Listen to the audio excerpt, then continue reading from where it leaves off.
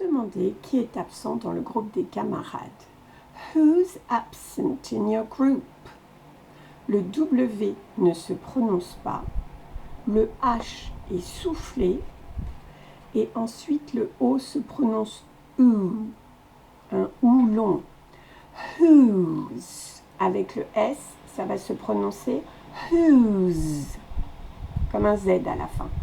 Whose. Ensuite, on fait la liaison avec absent.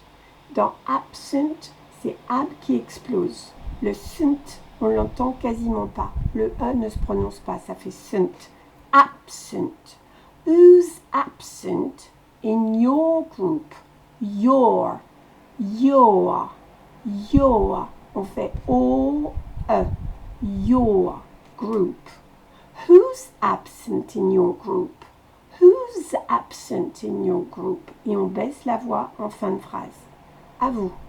Who's absent in your group? Who's absent in your group? Who's absent in your group? Demandez qui la personne choisit. Who do you choose? Who do you choose?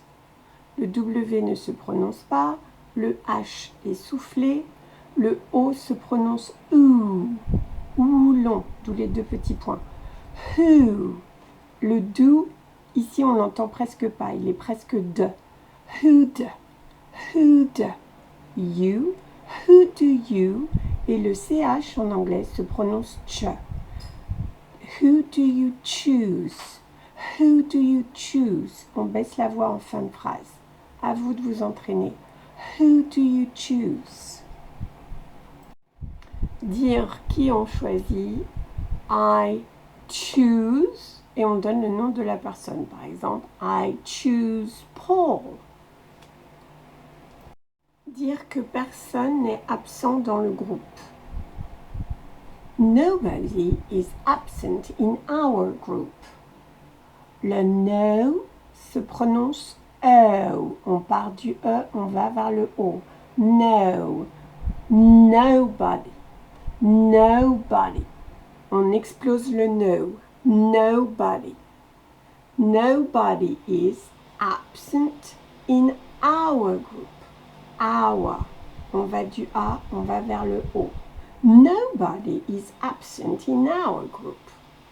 À vous. Dire que Paul est absent dans le groupe. Paul is absent in our group.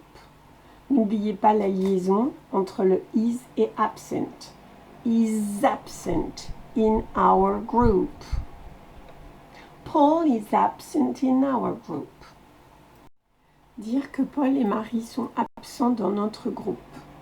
Paul and Mary are absent in our group. Attention, ici, il y a plusieurs personnes, donc le is va se transformer en are, et absent est un adjectif, et il reste invariable en anglais, ce qui va donner Paul and Mary are absent in our group. Paul and Mary are absent in our group. Il y a une liaison entre le are et absent qui fait que le E de are ne se prononcera pas. Paul and Mary are absent in our group. Dire qu'on a déjà posé la question des absents. We have already asked the question about the absentees. We have already asked the question about the absentees. Donc W-E se prononce oui, avec un I long, d'où les deux petits points. Oui.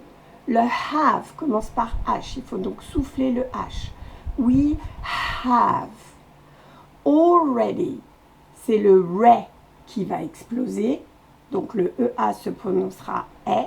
Re, ça explose. Et le premier mot, c'est all. AL se prononce O, comme un O long. Already. We have already asked. Le E ne se prononce pas à la fin et le D va se prononcer T. We have already asked. The, je vous rappelle, on met la langue entre les dents et on dit Z. The. Question. Question. Le T-I-O-N se dit ch. Question.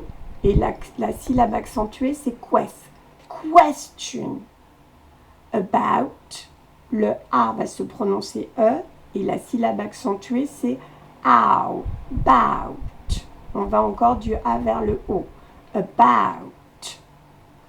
The absentees. La syllabe accentuée, c'est le tease. Le Z devant une voyelle, comme ici le A, se prononce